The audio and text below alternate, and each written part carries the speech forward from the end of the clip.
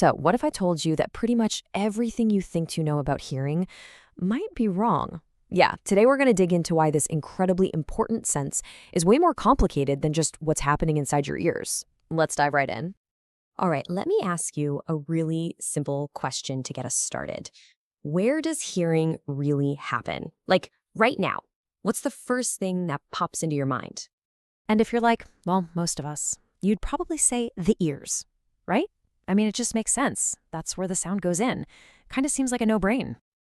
Well, that's only half the story. And honestly, it's not even the most important half. See, your ears are just the doorway. The real magic, the part that actually turns random noise into something you understand, that happens somewhere else entirely. Think of it like this. It's an auditory partnership. Your ears, they're the microphones. They do a great job of capturing all the raw sound from the world around you. But your brain, your brain is the supercomputer. It takes all that raw data and decodes it, turning it into a conversation or music or that warning sound of a car coming down the street. It's a total team effort. Okay, so when this partnership breaks down, the problem can usually be traced back to one of two places. Let's start with the one we all know about, the one we're most familiar with, a problem with the ear itself. This is what's called peripheral hearing loss. You can think of peripheral hearing loss as a hardware problem. The issue is literally with the physical parts of your ear, the outer, middle, or inner ear. The equipment that's supposed to capture and send the sound is damaged, so the signal that gets sent to the brain is already weak or distorted right from the get-go. And the causes? They're probably things you've heard of a million times. You know, going to too many loud concerts, just the natural process of getting older, or even something as simple as an ear infection. All these things physically damage the ear and stop it from doing its job properly.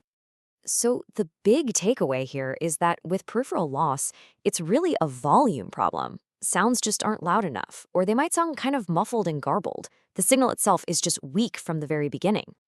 All right, but now let's get to the second and often totally overlooked part of the story.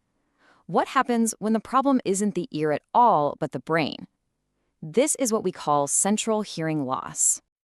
So in this situation, the ears can be working perfectly fine. The microphones are on, they're picking up a nice, clear signal.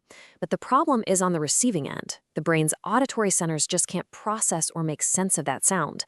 It's a software issue, not a hardware one. And you can really see this when you look at the causes. We're not talking about loud noises or ear infections anymore. No, we're talking about things that affect the brain itself, like a stroke, a traumatic brain injury, or even just changes in the brain that happen as we age. There is a phrase that just perfectly captures what this feels like. People with central hearing loss will often say, "I can hear you, but I can't understand you." They hear that someone is talking, the volume is there, but the words just sound like a jumbled mess, especially in a noisy place. The sound gets through, but the meaning gets lost along the way. So, okay, we've got two totally different problems here. One is in the ear, the hardware. The other is in the brain, the software. But why does this actually matter? Why is it so important to know the difference? Well, let's break it down. So if we look at this side by side, it becomes really clear. With peripheral loss, the ear problem, the issue is sound detection. Things are just too quiet. But with central loss, the brain problem, the issue is sound understanding. Things sound confusing. One is about just hearing the raw sound, and the other is about making sense of it. And that, right there, is the crucial difference. And here is why this matters so much in the real world. A typical hearing aid, what does it do? It turns up the volume. It's designed to solve a volume problem, which is perfect for peripheral loss. But what happens if the problem is in the brain's processing? Well, just making a confusing sound louder doesn't help. In fact, it can make it even more overwhelming. And that's exactly why getting the right diagnosis is absolutely critical. So if there's one thing you take away from all this, I hope it's this. Hearing isn't just something that happens to you. It's not passive. It's an active, incredibly complex process where your brain is constantly working to build meaning out of the sound waves hitting your ears.